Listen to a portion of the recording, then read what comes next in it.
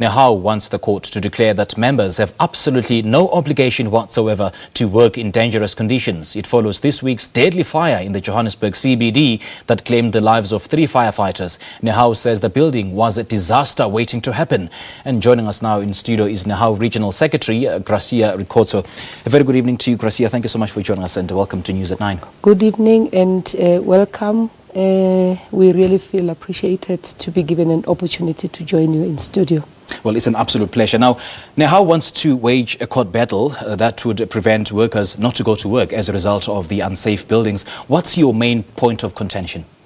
Our main point of contention is that it will not be safe for our members to return to work under the current situation, because it is the Premier of Gauteng together with the MEC of Department of Infrastructure Development who shared with us their outcomes emanating from a report that was conducted in terms of the state of the buildings. And 7 of the buildings, other than the building of Bank of Lisbon, were found not to be in line with the health standards.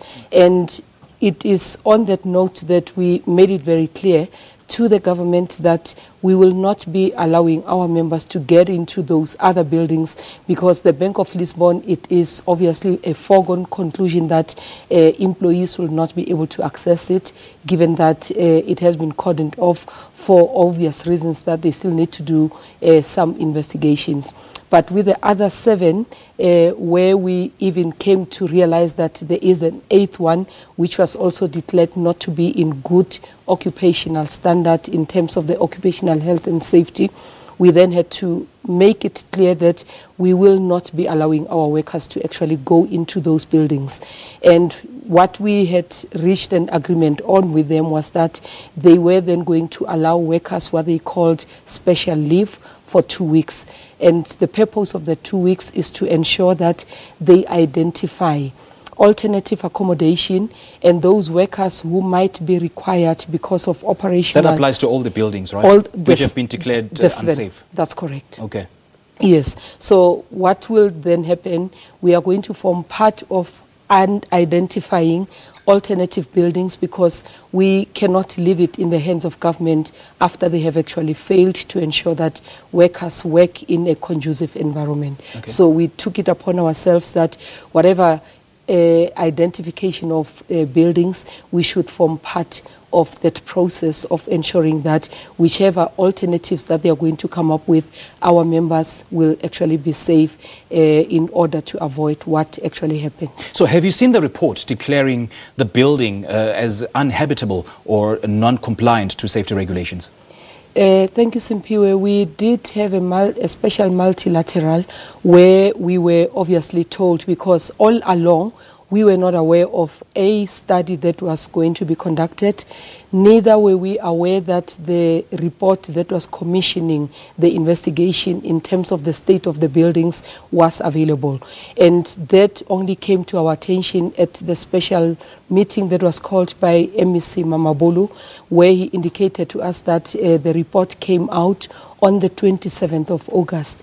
And the question that obviously comes to us is that from the 27th up to the 4th, when we obviously had that disaster, why was that report not shared with us as organized labor? And what is it that the department, including the government, was intending to do with the outcome of that report? Okay, so the report aside, but was Nehawu aware that some of the buildings were not compliant to safety regulations? We have always been aware of that, and we have always been raising this issue.